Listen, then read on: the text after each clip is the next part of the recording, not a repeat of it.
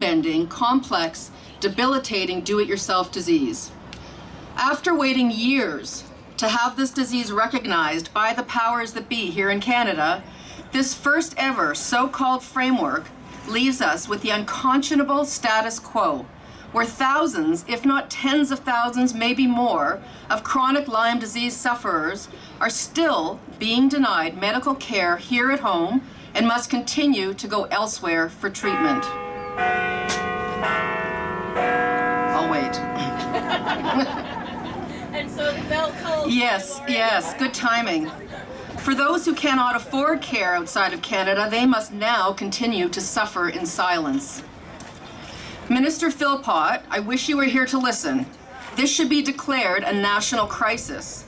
Instead, your announcement, your green ribbon, your so-called action plan are nothing more than optics, couched in evidence-based academic research rather than addressing the immediate needs of those suffering now.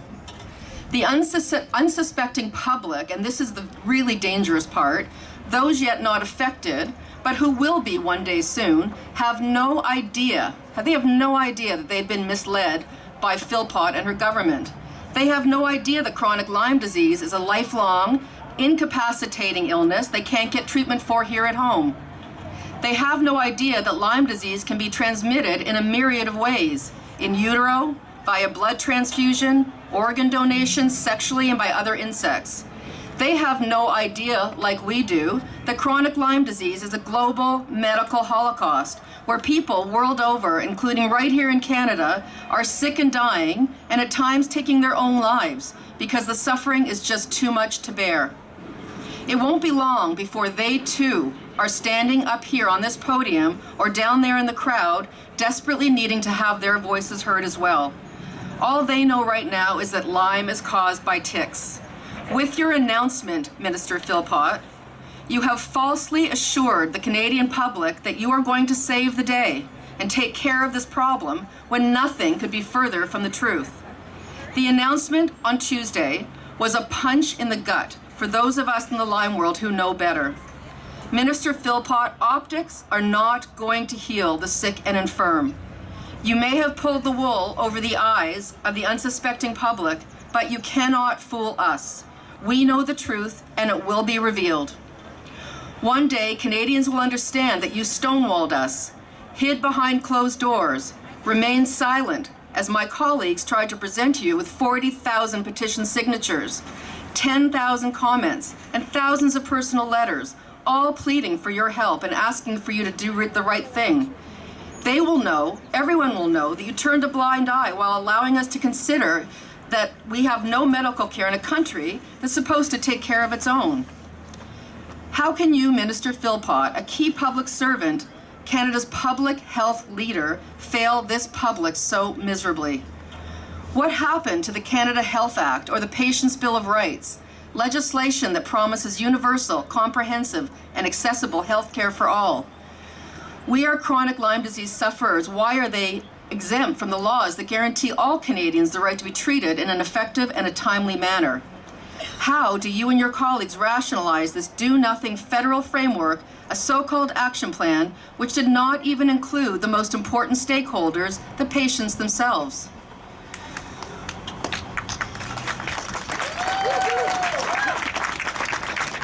We don't sleep at night. The truth of our plight is so dark and so ugly, the only thing that keeps us afloat is one another. Knowing that we're not alone in this nightmare, Minister Philpott, how do you sleep at night? How do you do that knowing that desperately ill Canadians must continue to cross the border for diagnosis and treatment, that we must look for ways to get prescriptions filled in very creative ways, pay exorbitant fees out of pocket, bankrupting many, and giving others no choice but to go it alone, sick and dying without any medical care at all?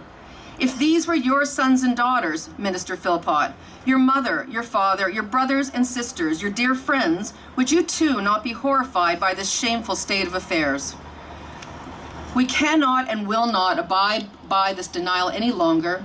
Every day, while navigating this illness, while having to be our own medical specialist, we are also forced to unpack the huge pack of lies driving this medical neglect. A web of lies that for decades now has put us on the defensive, to make matters worse, has made us appear to be the crazy ones. In my profession, as a therapist, that's called gaslighting, victimizing the victims by making them responsible, at fault, and wrong. As you continue to insist that chronic Lyme disease is a mere nuisance disease that is difficult to catch, easy to diagnose, and easy to treat, she says, as doctors across the country continue to systemically deny, ignore, negate, gaslight, and abandon the sick and infirm, as this pandemic continues to grow, and mark our words, it will, there'll be no turning back. You've made a grave error this week, Minister Philpott, and it will all come back to haunt us. When I'm referring to this, I am not referring to the lucky few who catch it in the early stages. Of course, that's not what we're talking about here. As you well know, the circumstances in which we are plunged down the medical rabbit hole is when we don't see the tick that bites us, when we don't get treated right away, when the infectious disease wreaks havoc on our immune system for months, years, and even decades on end. When I refer to chronic Lyme, I am describing a disabling, complex, multi-system, immunosuppressive, post-sepsis, B-cell, non-HIV AIDS caused by the outer surface protein A of a spirochete. It's a disease that literally obliterates your immune system and opens the floodgates to a myriad of opportunistic infections, co-infections, parasites, fungi, mold, retroviruses such as EBV. This is what we refer to as the chronic condition. This is what is wreaking havoc in the lives of millions, and this is what we're fighting to have recognized and treated. This is where the political chasm lies and the madness begins. Minister Philpott, chronic Lyme disease is a pandemic debilitating the lives of tens of thousands of Canadians from coast to coast. It's a global medical holocaust riddled with unimaginable pain, suffering, loss, and darkness. One that extends far beyond Canada, far beyond this continent, to 80 countries, every continent, millions of sufferers, all subject to the very same madness that we face here today. Make no mistake, Minister Philpott, you may not be listening, AMMI may not be listening, PHAC may not be listening, and doctors may not be listening, but we will be heard. We will be heard.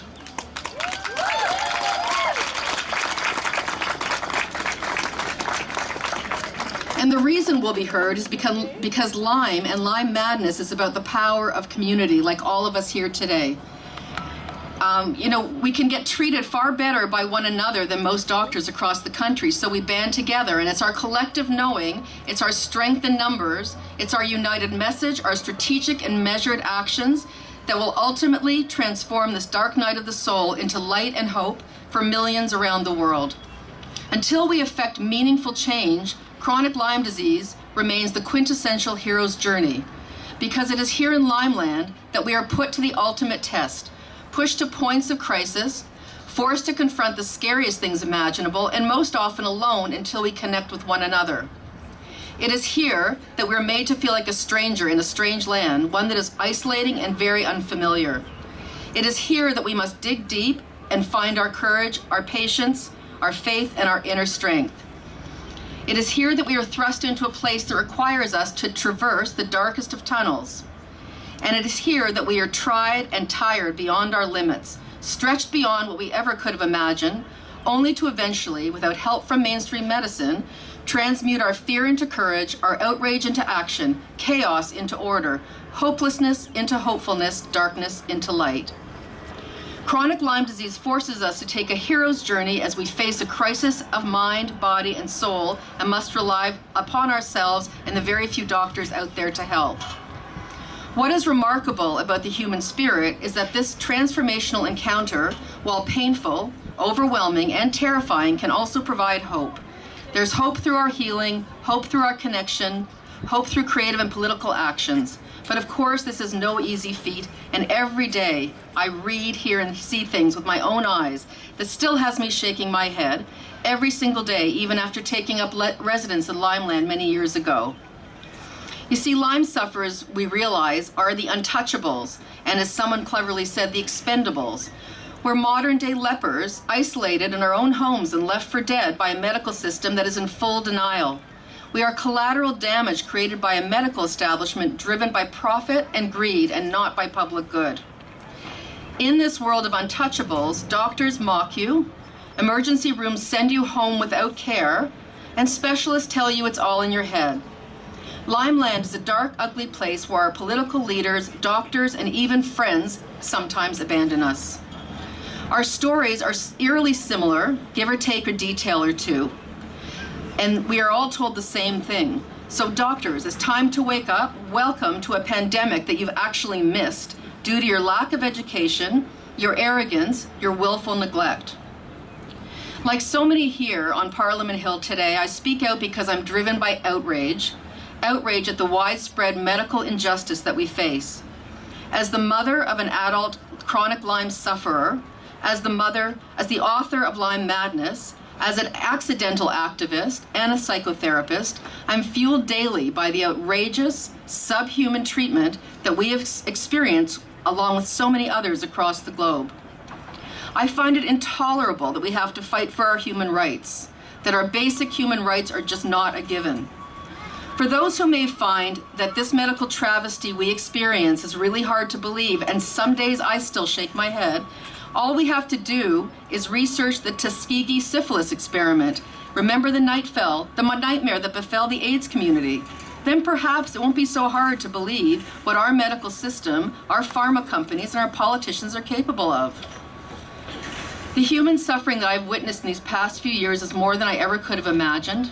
If I could only unhear and unlearn and unsee all that I have seen and known and heard, that would be great, but that's not going to happen. The essence of Lyme madness is beyond a horrifying tale. It's highly politicized, pervasively denied, where politics are even more parasitic than the illness itself. This is a story about men, women, teens, and children living right next door, many of whom are dying a slow and torturous death for years and even decades while doctors everywhere turn their backs. This is a story of unimaginable widespread human suffering, political corruption, white-collar crimes, backroom deals, greed, ego, control, power, suppression, oppression, concealment, whistleblowers, and yes, conspiracies too. It's a story about marginalization, misappropriation of funds, of government funds, patent ownership, conflicts of interest, scientific fraud, publication bias, outright denial, faulty testing, obfuscation, and gaslighting. It's a story where sufferers get treated more humanely by all of us on Facebook than we do in most doctors' offices. It's a tragic account of the medical system blaming the sufferer, accusing you of making it up, of not really being sick, as they offer such platitudes as, go get some exercise or fresh air, take up a new hobby, maybe you're just stressed, as solutions to what might ail you, rather than digging deeply into the medical root cause driving the myriad of persistent symptoms. As writer and political activist Elie Wiesel said, there may be times when we are powerless to prevent injustice, but there must never be a time when we fail to protest. He also said human suffering, anywhere, concerns men and women everywhere, and so here we are. Here we are, standing tall, speaking out, being brave, being voices for the voiceless, not willing to tolerate the injustice that we face.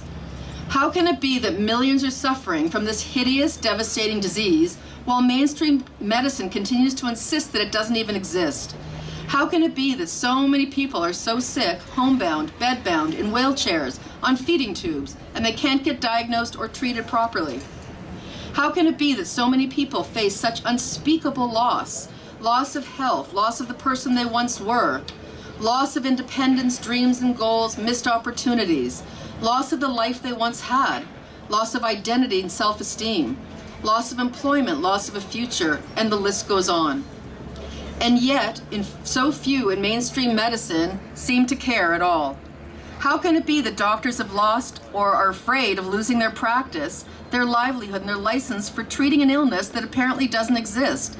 Doctors who say it's your family or mine, and I want to protect mine so I can't treat you. And that was actually said a couple of weeks ago at a hospital in Toronto. How could it be that a whistleblower, a US whistleblower, was committed to a psych ward and robbed of her children because she told the truth about a vaccine called Lymerix some 20 years ago? This story is a 40-year war. It's a long, arduous battle with so many casualties and warriors like all of us inducted without a choice.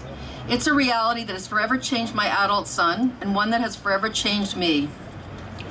The greatest madness of all is that mainstream medicine continues to insist that this is just a delusion, that it's all in your head. They say you have somatoform disorder, hypochondria, factitious disorder, Munchausen's. Please know that if one day it turns out that the medical system finally acknowledges this illness and decides to come out of its widely entrenched inhumane denial, we will still be shell-shocked, people will still be sick and suffering, but we may finally have more doctors to rely on so we can stop having to expend our own energy being our own sleuths, our own doctors, our own microbiologists and medical researchers. And when that day finally does come to pass, please know that we won't actually care what the medical community calls this disease as long as it reflects the truth of what it is and as long as we get the help we need. So call it chronic Lyme, call it post-treatment Lyme disease syndrome, call it MSIDS. Just base your conclusions on honest research and find us a cure for this illness, an illness that is very, very difficult to cure because we aren't getting the support we need. So Minister Philpott, hear our cries. What our community expects of doctors here in Canada and around the world is to stop sick-shaming their parents and patients and start listening. This deeply entrenched denial of chronic Lyme disease, driven by perverse falsehoods disseminated by mainstream medicine long ago, is the root of the madness and the very reason that we are victimized in so many ways. Victimized by the disease itself, by doctors who turn their backs, by loved ones who roll their eyes and walk away, by insurance companies who refuse to provide coverage, by the CDC and the IDSA who together insist that chronic Lyme disease does not exist, by politicians who blindly follow the rhetoric and the party line. When you listen to the deniers of this disease, and there are plenty of them world over, deniers who make you question your sanity, your reality, your symptoms, and your illness, ask yourself this: is it really possible that millions of once healthy, active individuals the world over are faking their illness, suffering beyond the pale, and are participating in some kind of mass delusion?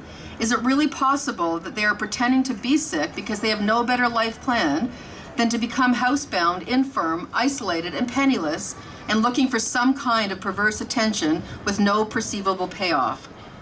It is this pervasive denial, the injustices we face, that drove me to write Lyme Madness so the world can understand what we were forced to experience, and to caution those not yet affected so that they and their loved ones will know what to do, because they surely will be next otherwise. The true madness lies not within the sufferers, but in all the denial, and the madness has to stop.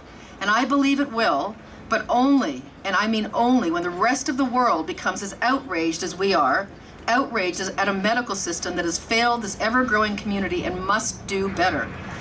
In the meantime, we will all keep talking, writing, educating, protesting, petitioning, fighting, and disseminating the truth, while continuing to let the light seep in through the cracks until one day this medical travesty transforms into the most extraordinary of human triumphs.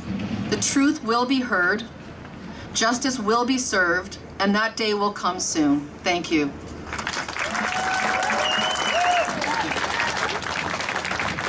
Ladies and gentlemen, that was Lori Dennis. She is a Lyme sufferer. She's the author of Lyme Madness. Look for her book right over here to my right. And now a Lyme activist. Thank you, Lori.